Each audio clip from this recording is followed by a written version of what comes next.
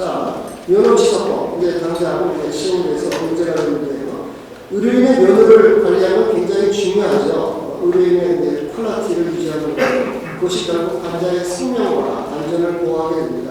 그래서 의료법은 두 가지만 볼 수 있는데요. 사전적 방법과 상호적 방법을 볼 수가 있습니다. 사전적 방법은 제8조의 결격사. 이러이러한 사람은 의료인이 될 수 없다. 이렇게 하는 거고요. 상호적 방법은 일단은 결격사유가 없어서 의료인이 됐는데 이러이러한 행위라면 면허를 취소하거나 자격을 정지하겠다. 이런 겁니다. 그래서 이제 개정된 면허 취소법은 둘을 다 이제 개정을 했는데요.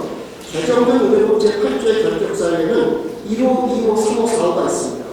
1호가 이제 정신질환자, 2호가 마약 항종 중독자, 3호가 피성년병이든 피한정병, 그리고 4호가 입원권은 그리고 여러 법령이 나뉘어 있죠. 즉 보건의료 법령 중에 일부를 위반하여 근무 이상의 형을 선고받았습니다. 그럴 때 결격사유가 되는데요. 요거에서 이제 4호를 바꿔버리고 4호, 5, 6을 해가지고 근무 이상의 실형을 선고하고 근무 이상의 집행유예를 받고 범위를 모든 법으로 확대하는 겁니다.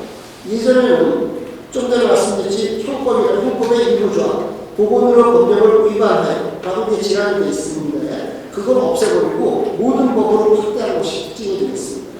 그리고 면허 취소 및 재규보도 강화가 되는데요. 개정된 65조 1항 1호를 보면 제8조 각호의 어느 하나에 해당하게 된 경우 아까 8조의 결격사유를 말하는 겁니다. 그런데 또 요거는 이제 3년 내에는 재교부하지 못한다. 그런 조항이 있었는데 개정된 면허취소법에서는 제8조 1호에 8조 각호의 어느 하나에 해당하게 된 경우 다만 의료행위 중 형법 258조의 죄를 범하여 어느 하나에 해당하게 되면 그러하지 않아요. 이게 무슨 얘기냐면요. 아까 결격사에서 모든 법으로 확대했다고 했지 않습니까?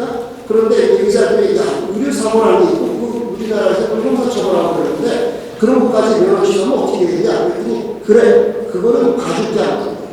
그래서 모든 근무 이상형을 받은 게 문제가 되는데 그 업무상 과실치상죄, 의료 과실로 인하여 업무상 과실치상죄가 됐을 때는 취소하지 않겠다 이렇게 하는 거예요. 그래서요 의사가 이제 업무상 과실치상을 그 문제가 되는 게 의료 행위가 있을 수 있는데 자동차를 운전한다도 문제가 될 수 있지 않습니까? 그것도 이제 업무상 과실치상을 비교하는데 그거는 취소가 됩니다. 그리고 이제 그 재교부도 굉장히 강화가 되는데요. 여기 보시면 뭐 어쩌고저쩌고 굉장히 강화가 됐습니다. 그래서 제8조 4호에 따른 사유로 면허가 취소된 경우에는 취소된 사람이 다시 8조 제4호에 따른 사유로 면허가 취소된 경우에는 취소된 날부터 10년 이내는 재교부하지 못한다. 이게 뭐냐면 교통사고 근고 이상의 형을 받아서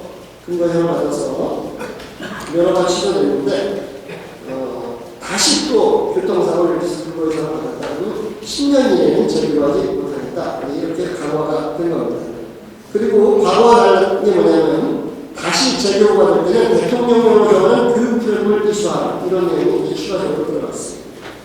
자, 그래서 뭐 여러 가지 얘기가 있는데요. 이건 좀 시간 관계에서 생각을 하고 지금 이미 의료법 개정안 발의가 있죠. 국민의힘 최재형 의원도 시민이 의료법 개정안을 대표 발의해서 모든 범죄에서 의료인 강력범죄로 이제 취소하는 법안이 올라가 있습니다. 이게 이제 통과되도록 노력을 좀 많이 해야 될 것 같습니다.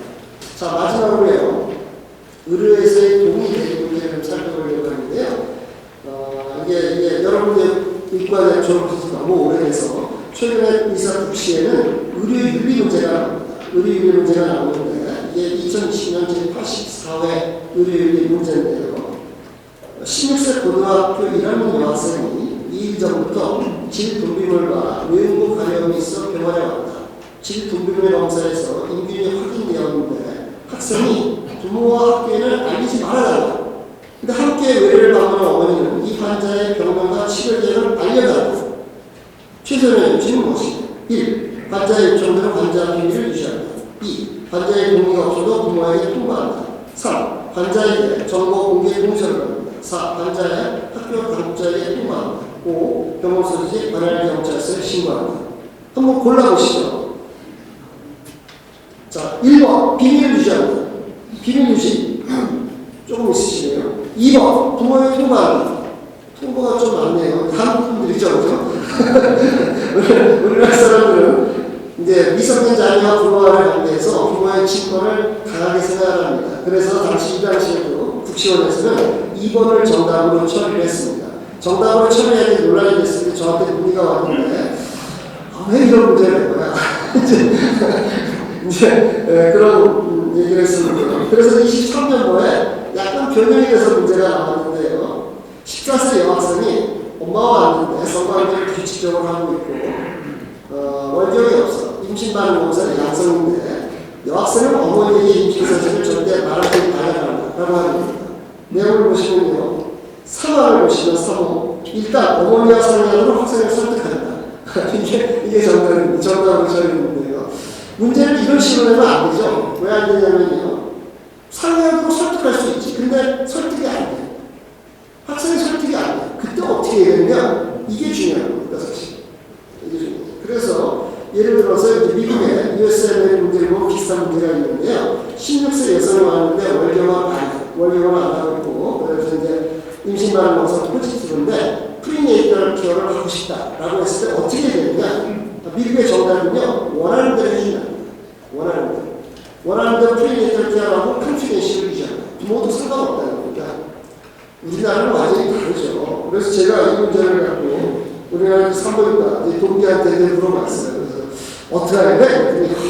이거 어려운데? 그랬더니 하는 얘기가 자기 같으면 그날은 진료를 해주는데 다음부터는 부모님이랑 같이 오지 않으면 진료를 안 해주겠다. 이렇게 얘기하면 되는 겁니다. 그래서 그 얘기를 듣는 순간 참 지혜롭다. 왜냐하면요. 그건 우리나라 보면 어디에도 없는 겁니다.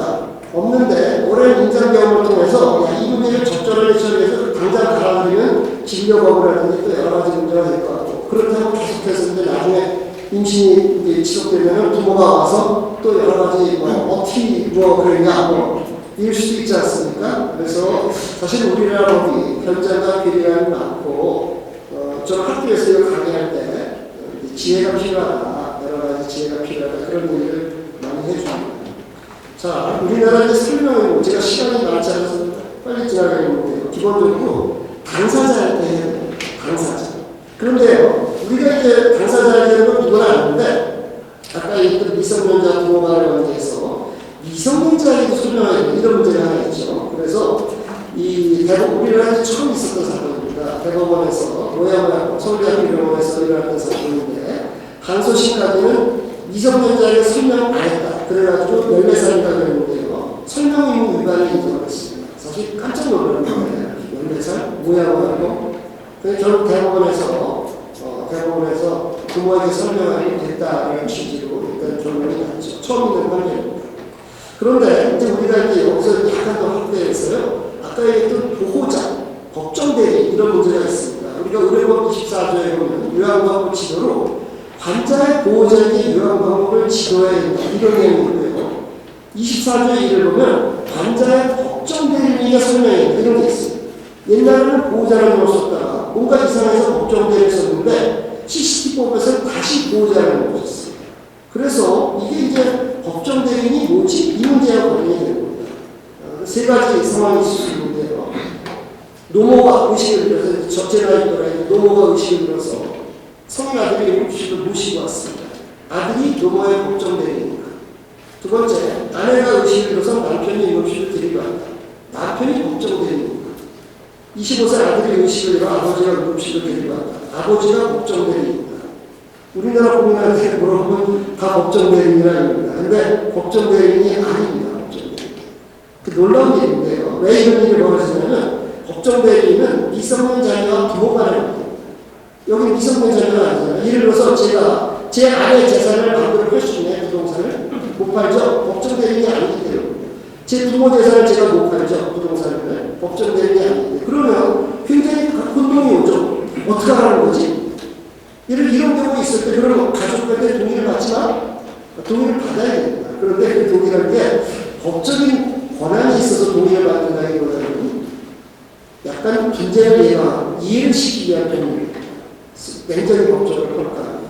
이래서 이게 어떤 거와 관련된 응급의료법에 보면 응급의료구조 2항에 보면 환자가 의사결정 능력이 없는 경우 법정 대리인이 동행했을 때는 법정 대리인에게 설명하고 동의를 얻는데, 그렇지 않아. 법정 대리인 없을 때는 동행한 사람에게 설명하는, 그러니까 법정 대리인은 동의권이 있고요. 동행한 사람은 동의권이 없습니다. 설명하고 하라는 겁니다. 그런데 아까 같은 사람의 세 가지 경우에 다 우리나라는 가족의 법정 대리인이라고 생각합니다. 그거를 무시하는 건 현명하지 않죠. 현명하지 않습니다. 가족한테 설명하고 동의를 얻는데, 근데 약간 여기서 착각을 해서, 그거는 대전제가 환자가 의식이 없을 때입니다. 환자가 의식이 없을 때 어쩔 수 없이 우리나라 관념을 보면서 그렇게 하는 건데, 환자가 의식이 멀쩡함에 불구하고 가족한테만 동의를 하는 건 안 된다. 이제 그런 얘기입니다. 그래서 우리나라 가족의 법적 지위라는 게 굉장히 애매하기 때문에 연명으로 결정하고 드디어 연명으로 가족 전원의 동의 또는 미성년자의 법정 대리의 동의를 통해서 연명으로 중단할 수 있도록 가족의 법적 지위가 인정이 된 게 연명으로 결정법이라고 할 수가 있습니다. 자, 그래서 이 그 환자 보호자라는 개념이 굉장히 모호한 개념이고, 의료에서 이렇게 된 이유가 재산법에 쓰이는 법정 대리인 그런 것들을 의료에 맞게 만들어진 법이 없기 때문입니다. 법이 없기 때문에, 그래서 현장에서는 이런 지혜로운 대응이 좀 필요한 경우가 많이 있습니다. 자, 제가 사법연수원을 늦게 들어갔는데요. 저는 이제 사법연수원에 들어가기 전에 의료정책을 이제 전공하고 군대를 갔다 오고 그 다음에 연수원에 들어가게 됐는데, 연수원에 가서 느낀 게 있었어요. 느낀 게 뭐냐면요. 아, 연수원은 이런 데구나. 그게 뭐냐면요. 저는 연수원에 들어가기 전에 어떤 정책이 좋은 정책이지, 이런 걸 맨날 던지고 살았던 사람이에요. 이 정책이 좋은 정책이야?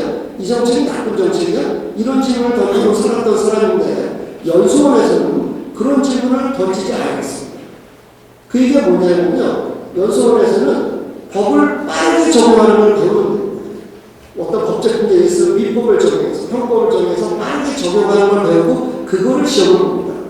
그래서 연수원에서는요, 정책적인 마인드가 전혀 없습니다. 어떤 법이 좋은 법이지? 이런 질문을 던지지 않습니다. 국회에서 나온 거, 이렇게 되는 겁니다.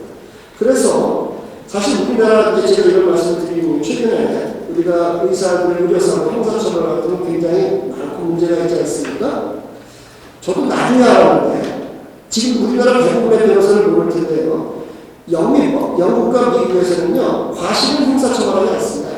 의료 과실은 의사처벌하지 않습니다. 아예 처벌 안 합니다.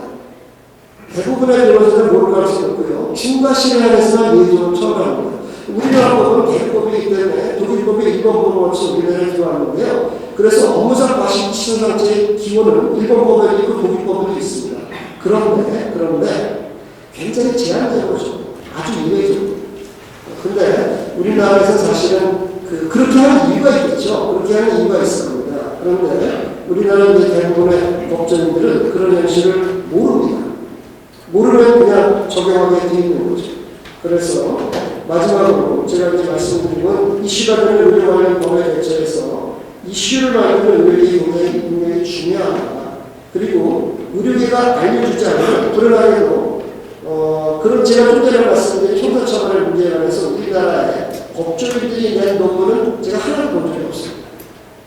하나도 본 적이 없습니다.